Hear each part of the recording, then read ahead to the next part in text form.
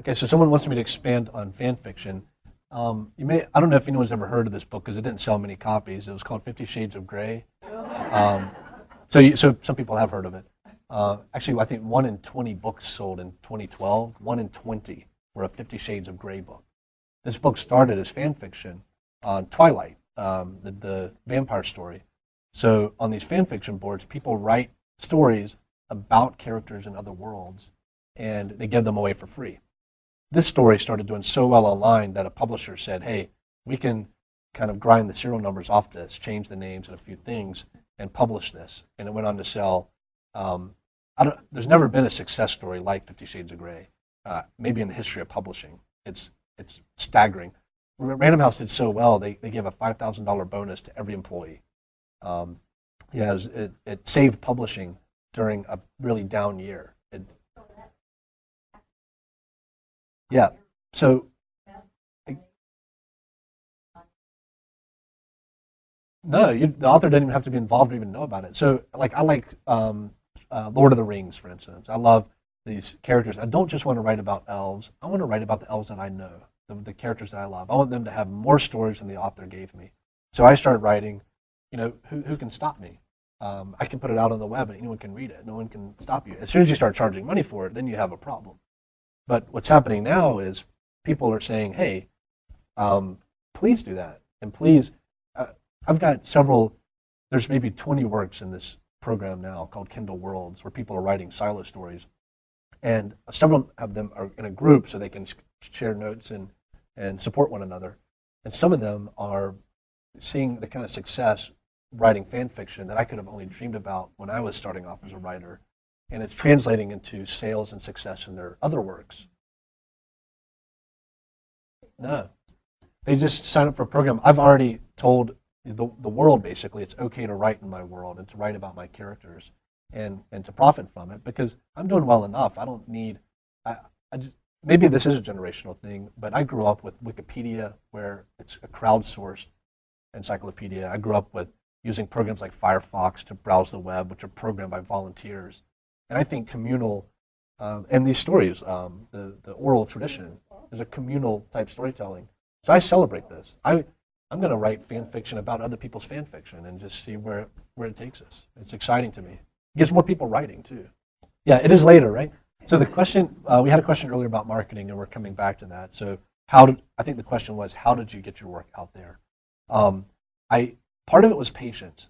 Part of it was low expectations. I never expected to be a best-selling author. I told my mom one day that I wanted to sell 1,000 copies in my lifetime because it's hard to appreciate how difficult it is to sell 1,000 copies. You think, well, I've got my friends and family. Okay, that's 12. And everyone here is laughing because we've all been through that. We think, well, I can definitely sell 100. Selling 100 books is a chore. It's hard to find 100 people who read.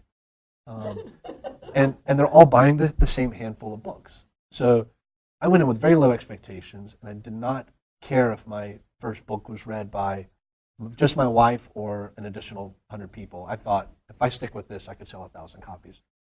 That helped. Also saw this as a marathon and not a sprint. This is about, my works are never going to go away. When I finished my first book, my mom will love this, me telling a story about my dad being wrong.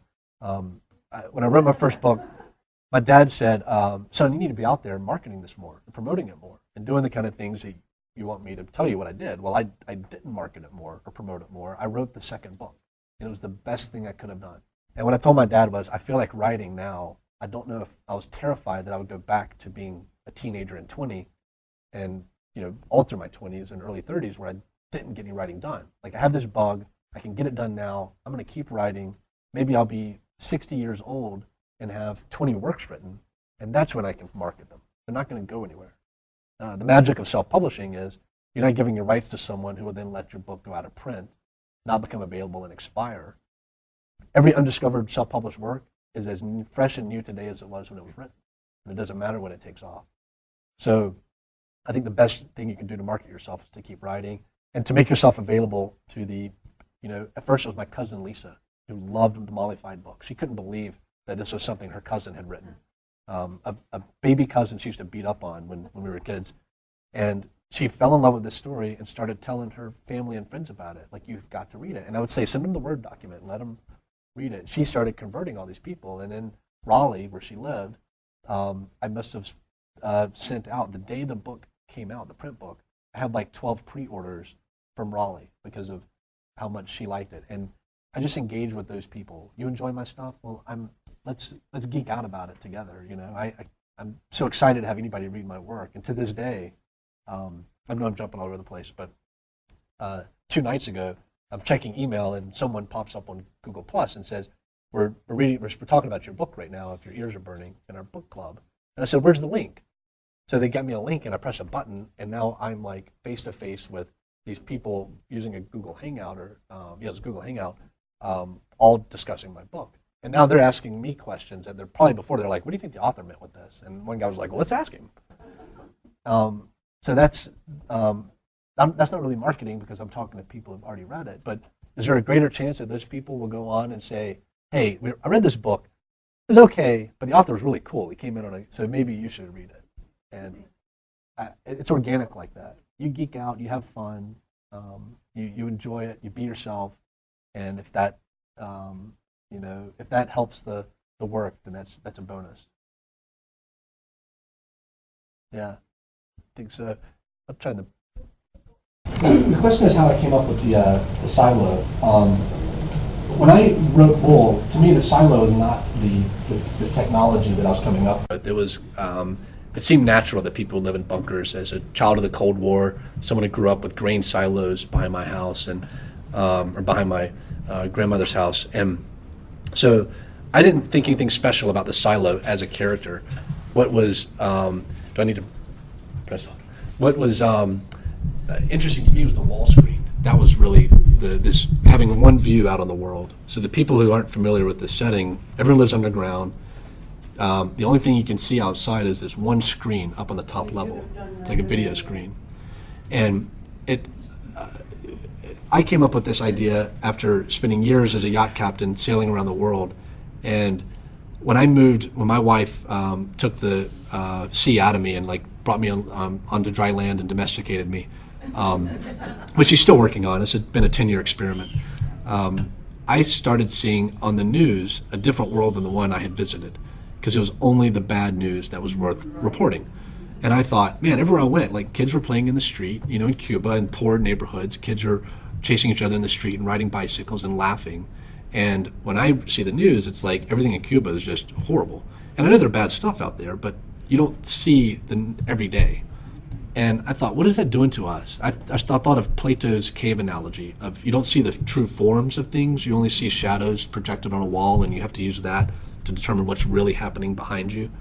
And I thought, wow, we're living in a cave where not only do we only see shadows, all the shadows have claws and fangs. Yes. And does that make us want to go outside? Does it make us want to travel or see the world? Does anyone want to go to Egypt? There's plenty of places you can go right now, like Egypt, Brazil, Turkey, that are having all this violence, but you can still go and visit as a tourist and not see any of this. There's violence happening in the United States all the time, but we all got here. We're having a great day. So I came up with the idea of people. It's an exaggeration of the human condition, which all, to me, great science fiction is. People who live underground who see a horrible world on this wall screen, and they're not allowed to question it. They're not allowed to go outside and see for themselves. They're not allowed to talk about it. They have to accept that the world out there is horrible, and you have to make the best life you can here. And my dedication in the book is to those who hope.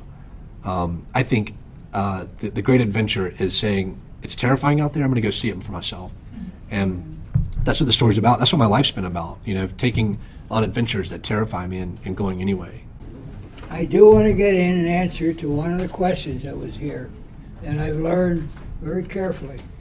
And that is, when you have your book typeset, use a larger type than normal. I use a 12-point Courier. Why?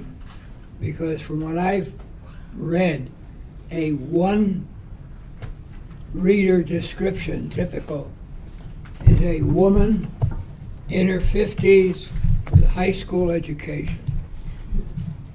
I stand around in bookstores and watch what people do. Whether they wear glasses or not, they will not wear it in the bookstore. They will go and they will take the book off the shelf and they'll open it up and they'll scan it. If they can read it that way, you're halfway to a sale.